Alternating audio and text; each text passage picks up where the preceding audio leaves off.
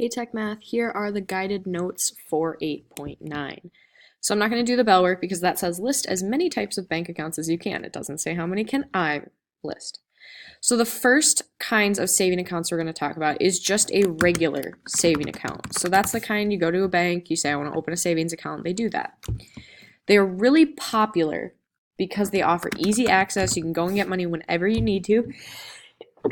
Excuse me.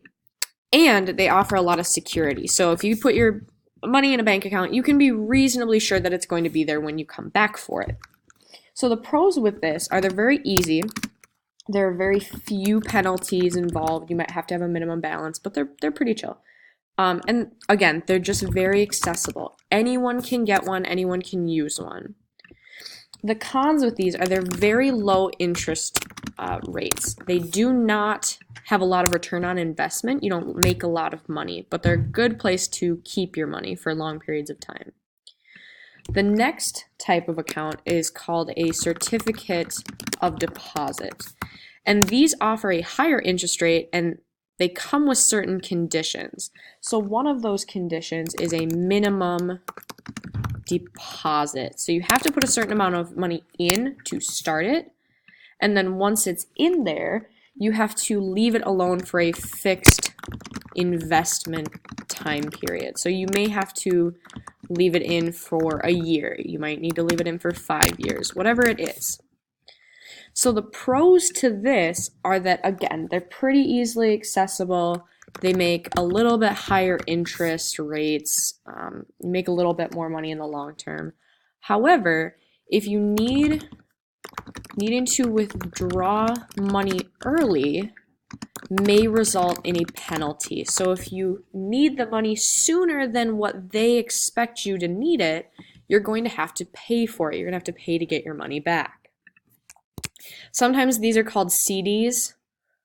So if you ever say, like, I bought a CD for money, it's not the kind that used to go in the record players. So the next kind is called a money market account.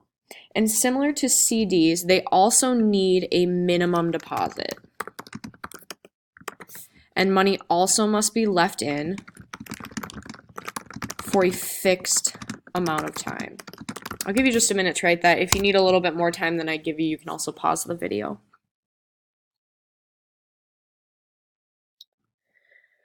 The other big thing about money market accounts is the interest rates are variable, whereas interest rates on CDs and saving accounts are fixed, which means they don't change daily.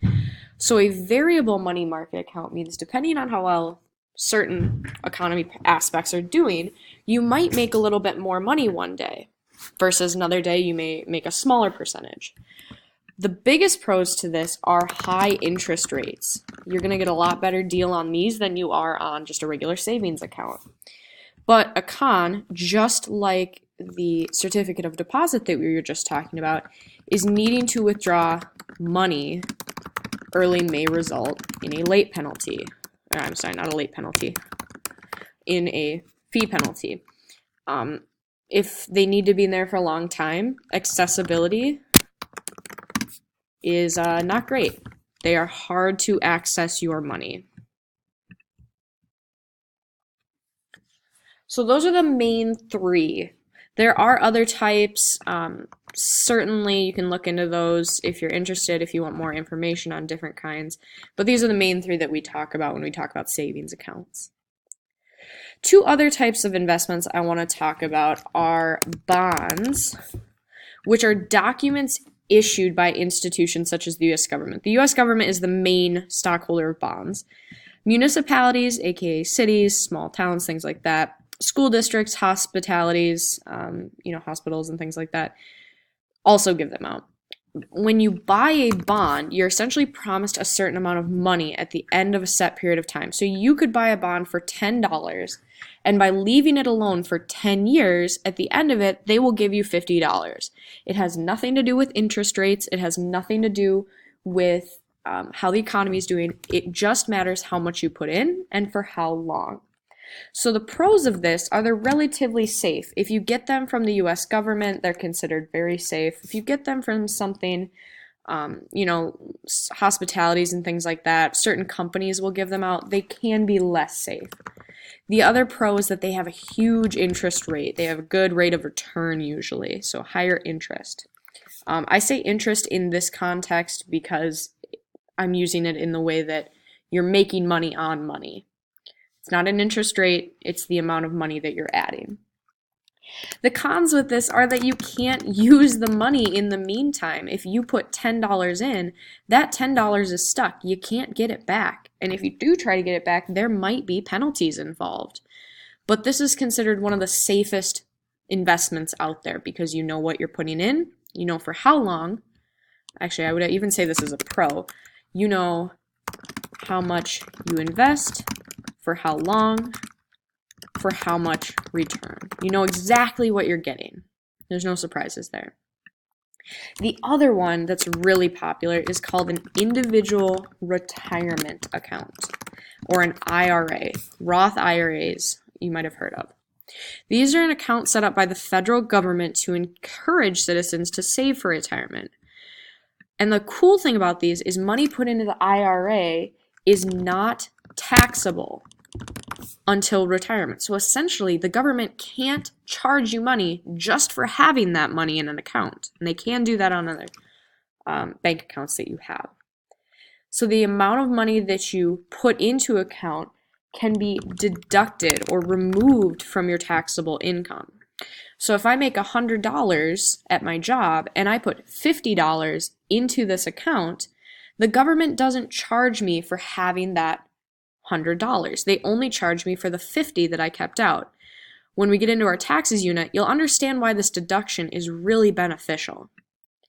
However, and the biggest con to this is the money is not accessible until you are 59 and a half years old.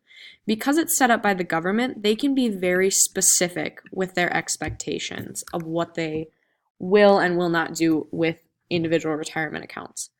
Now, within this, there are various types. So various types of IRAs return various levels of interest. So a Roth IRA is considered a very high risk, high reward investment. High risk, high reward. So this can be a pro because you can do really high risk and get a high reward, or you can go the safe route, similar to the bond, and do a low risk with an expected amount of reward.